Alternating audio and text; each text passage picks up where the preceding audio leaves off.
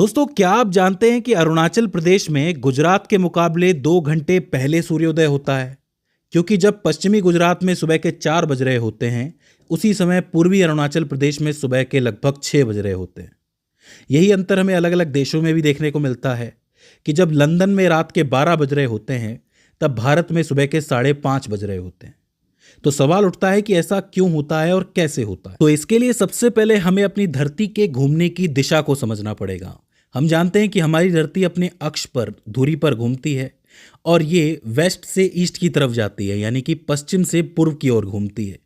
अगर कोई व्यक्ति पश्चिम की तरफ खड़ा है और एक व्यक्ति पूर्व की तरफ खड़ा है और घूम रही है वेस्ट टू ईस्ट, तो पहले सूर्य किसको नजर आएगा? जाहिर सी बात है, पूर्व वाले को नजर आएगा। तो इसका मतलब यह है कि जो पूर्व के देश हैं वहां जल्दी सूर्योदय होता है और पश्चिम के देश हैं वहां लेट सूर्योदय होता है। इसका अर्थ है कि अलग अलग जगह पे अलग अलग समय क्षेत्र बने हुए हैं। यहाँ समय थोड़ा जल्दी चल रहा है, यहाँ समय थोड़ा लेट चल रहा है। इसी को हम लोग कहते हैं टाइम जोन या फिर समय क्षेत्र। तो पहली बात तो आपको समझ आ गई कि धरती के घूमने की वजह से हर जगह अलग अलग टाइम जोन्स बने हुए हैं। कहीं पे सूर्योदय जल्दी हो रहा है, कहीं पे बाद में हो रहा है। तो अब सवाल ये उठता है कि हम इन टाइम जोन्स को पहचानेंगे कैसे, कि कहाँ 8 बज रहे हैं, कहाँ 12 बज रहे हैं, कहाँ 2 बज रहे हैं।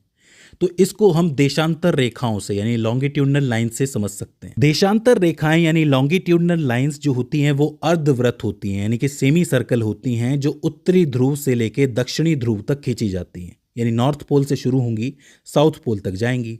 अर्धवृत्त यानी सेमी सर्कल से मेरा मतलब ये है कि आप इस तरह देख सकते हो कि एक पोल से शुरू हुई दूसरे पोल तक गई है, पूरा अर्धवृत्त हो जाता है, आधा सर्कल, सेमी सर्कल। ये तो एक लाइन हो जाती है। ऐसे ही दूसरी लाइन भी इस नॉर्थ पोल से निकलेगी और साउथ पोल तक जाएगी। लेकिन यहाँ पे एक बात आप देखोगे कि पोल्स पे तो ये आपस में जुड़ी हुई है, लेकिन जो आपकी भूमध्य रेखा है, इक्वेटर है, उस पे ये एक दूरी पे आ जाती है। अधिकतम दूरी, लॉन्गेस्ट डिस्टेंस इनके बीच का हो जाता है, जो कि लगभग 111.32 किलोमीटर है। अब एक बात समझो, चूंकि हमारी पृथ्वी अपने अक्ष पर, अपनी धुरी पर, अपने एक्सिस पर 24 घंटे में एक पूरा चक्कर पूरा कर लेती है, तो 24 घंटे में वो कितना डिग्री घूम गई? 360 डिग्री घूम गई। इस हिसाब से हमें 360 देशांतर रेखाएं यानी 360 लॉन्गिट्यूडनल लाइंस बनानी पड़ेगी, अर्धवृत्त बनाने पड़ेंगे कुछ इस तरीके से। इसका अर्थ ये हुआ कि धरती एक दिन में जब अपने अक्ष का पूरा चक्कर लगाती है, एक्सिस का पूरा चक्कर लगाती है, तो वो 360 देशांतर रेखाओं को पार कर जाती है, 360 लॉन्गिट्यूडनल लाइंस को क्रॉस कर जाती है। इसका मतलब एक देशांतर रेखा या एक देशांतर अर्धवृत्त, एक लॉन्गिट्यूडनल लाइंस 1 डिग्री के बराबर होगा। ध्यान से समझ लो कि 360 डिग्री घूमी है, 360 हमारे पास रेखाएं हैं, तो एक देशांतर रेखा इज इक्वल्स टू 1 डिग्री। अब यहाँ पे एक छोटा सा मैथमेटिक्स है कि 24 घंटे में 360 डिग्री घूम रही है धरती, तो 1 घंटे में कितना डिग्री घूमेगी? 360/24, तो 15 डिग्री घूमेगी। 1 घंटे में कितने मिनट होते हैं? 60 मिनट होते हैं। तो 60 मिनटों में 15 डिग्री हो रहा है, तो 1 डिग्री को कवर करने में कितना टाइम लगेगा? 4 मिनट लगेंगे। 60/15 4 मिनट लगेंगे। इसका अर्थ ये है कि जब धरती अपने अक्ष पे घूमेगी तो एक देशांतर रेखा से दूसरी देशांतर रेखा तक पहुंचेगी 4 मिनट में। समझ में आई बात? सिंपल है, ज्यादा मुश्किल नहीं है कि भाई जो धरती है वो 1 घंटे में 15 डिग्री घूम रही है, पूरे दिन में 360 डिग्री घूम रही है, तो 1 डिग्री को कवर करने में उसे 4 मिनट लग रहे हैं। अब ये बात समझ में आ गई हो तो एक स्पेशल बात समझते हैं। साल 1851 में एक साइंटिस्ट थे जिनका नाम था सर जॉर्ज एरी। उन्होंने एक मुख्य देशांतर रेखा की खोज की थी, जो कि कुछ इस तरीके से गुजरती है धरती के बिल्कुल बीचों बीच। हालांकि 360 रेखाओं में से किसी भी रेखा को आप मुख्य रेखा मान सकते हो, लेकिन चूंकि उन्होंने खोज की थी इसलिए उनके हिसाब से इसे ही मेन रेखा माना जाएगा। ये जो रेखा थी इसे उन्होंने प्रधान मध्याय या प्राइम मेरिडियन कहा। ये रेखा कहाँ से गुजरती थी? यूनाइटेड किंगडम से, यूरोप से गुजरती थी। यहाँ से लंदन शहर है, वहाँ से गुजरती थी।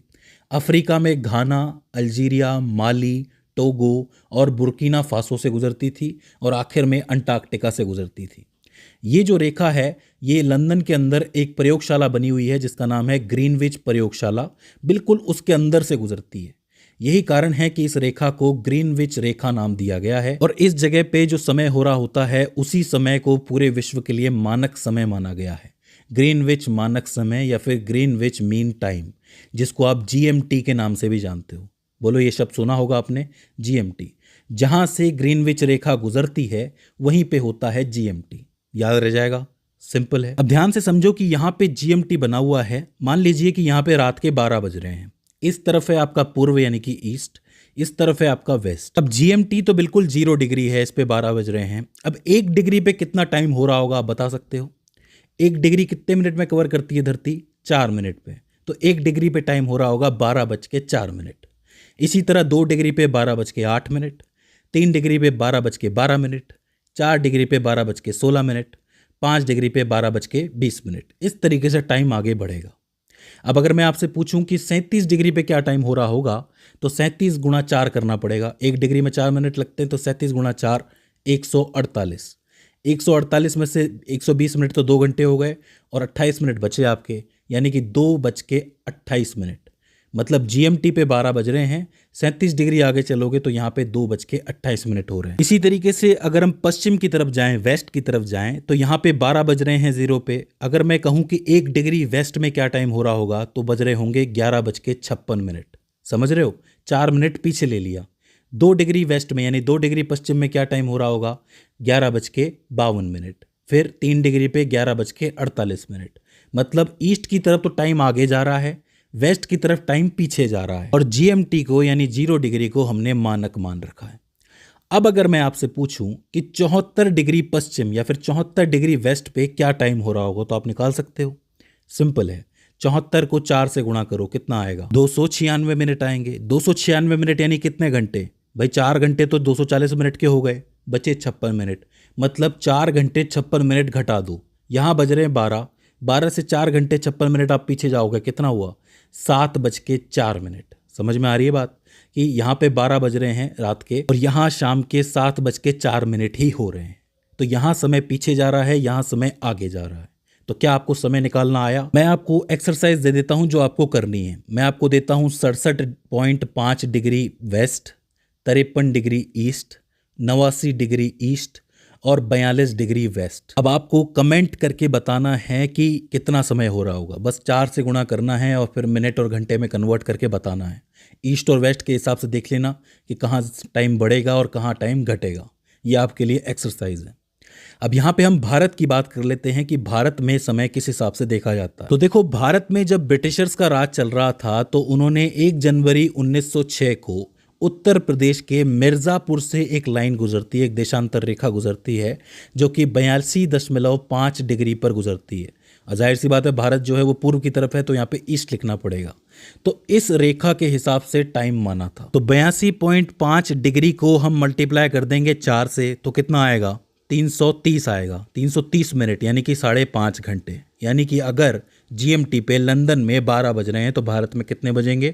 सुबह के 5:30 बजेंगे। मैं आपको बता दूं कि भारत को जब आज़ादी मिली तब भारत की जो गवर्नमेंट है उन्होंने भी इस लाइन को अपना लिया, उन्होंने भी इस मानक समय को अपना लिया, समय क्षेत्र को अपना लिया। लेकिन भारत में 2 ऐसे शहर भी थे जहां अपने टाइम चल रहे थे।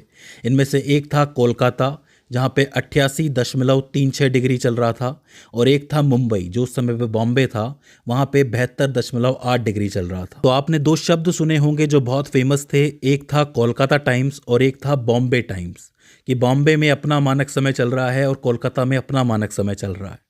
लेकिन कोलकाता ने 1948 में भारत का मानक समय अपना लिया और बॉम्बे ने 1955 में आके अपना लिया। इसमें दूसरी मजेदार बात यह है कि श्रीलंका ने भी 82.5 को ही अपना मानक समय क्षेत्र माना हुआ है। 15 अप्रैल 2006 को श्रीलंका ने इसे अपना मानक समय मान लिया था, क्योंकि ये जो लाइन है, ये जो देशांतर रेखा है, ये श्रीलंका से भी गुजरती है। इसका अर्थ यह है कि श्रीलंका भी इसे अपना मानक क्षेत्र मानता है। अब आज की वर्तमान स्थिति की बात की जाए तो भारत में कम से कम 2 समय क्षेत्रों की ज़रूरत है, 2 टाइम जोन्स की ज़रूरत है। आप खुद सोचिए कि आप सबकी जो घड़ियां हैं, जो मोबाइल की घड़ियां हैं, जो अपने हाथों में पहनी हुई है, उन सभी घड़ियों में एक ही समय चल रहा है। और वो समय कहाँ से निर्धारित हुआ है? मिर्ज़ापुर, उत्तर प्रदेश मिर्ज़ापुर की इस मानक से, इस देशांतर रेखा से। तो हम सब एक ही समय को फॉलो कर रहे हैं जो मिर्ज़ापुर से गुजरता है। लेकिन हर जगह का अपना देशांतर का वैल्यू अलग अलग होता है देशांतर रेखा की। जैसे आप पश्चिमी गुजरात में आओगे तो वहाँ पे 68 डिग्री की लाइन गुजर रही है, 68 डिग्री ईस्ट। वहीं आपका पूर्वी अरुणाचल प्रदेश है, वहाँ पे 97 डिग्री की गुजर रही है। तो 68 डिग्री को जब आप 4 से मल्टीप्लाई करोगे तो यहाँ पे बनता है 4:32। मतलब यहाँ पे 4:32 हो रहे हैं सुबह के। उसी समय पर जो आपका अरुणाचल प्रदेश है, पूर्वी अरुणाचल प्रदेश, वहाँ पे कितने बज रहे हैं? 6:28। 97 डिग्री को आप 4 से गुणा कर दो तो 6:28। तो पहले सूर्योदय कहाँ होगा? जाहिर सी बात है, पहले सूर्योदय अरुणाचल प्रदेश में ही होगा। 2 घंटे का फर्क है दोनों के अंदर। तो भारत को एक और मानक क्षेत्र की ज़रूरत है, एक जो पश्चिमी लोगों के लिए हो गुजरात साइड की तरफ के, और एक जो नॉर्थ ईस्ट के लिए हो, मतलब पूर्वोत्तर भारत के लिए हो। एक समय क्षेत्र से हमारा काम नहीं बनेगा। आखिर में मैं आपको एक एग्जाम्पल दे देता हूँ। ये वीडियो आपने देखी होगी। नागालैंड गए थे हम नागालैंड गए थे। नागालैंड भारत की ही धरती है। नागालैंड वहाँ गए तो सवेरे 4:30 बजे देखा तो दिन था 4:45 बजे। इस वीडियो में इन्होंने ये कहा कि भाई मेरी घड़ी में सुबह के 4 बज रहे थे और सूर्योदय हो रहा था। भाई आपकी घड़ी का जो समय है वो इस समय क्षेत्र के हिसाब से चल रहा है और आप पूर्वोत्तर भारत में हो, तो जाहिर सी बात है कि आपका समय गलत चल रहा है। वहाँ के समय क्षेत्र के हिसाब से सूर्योदय का टाइम हो गया है, लेकिन आपकी घड़ी इस समय के हिसाब से चल रही है। तो मुझे उम्मीद है कि आपको समय का ये पूरा फेरबदल समझ में आया होगा। समय क्षेत्र या टाइम जोन किसे कहते हैं, GMT किसे कहते हैं, ये सारी चीज़ें आपको समझ में आ गई होंगी। आई होप इस वीडियो से आपने कुछ ना कुछ नया ज़रूर सीखा होगा। अगर इसके बाद भी इस वीडियो के अंदर आपको कोई क्वेरी आती है, कोई दिक्कत आती है, तो आप हमें कमेंट सेक्शन में बता सकते हैं। तो दोस्तों, आज की इस वीडियो के अंदर बस इतना ही। See you in the next one.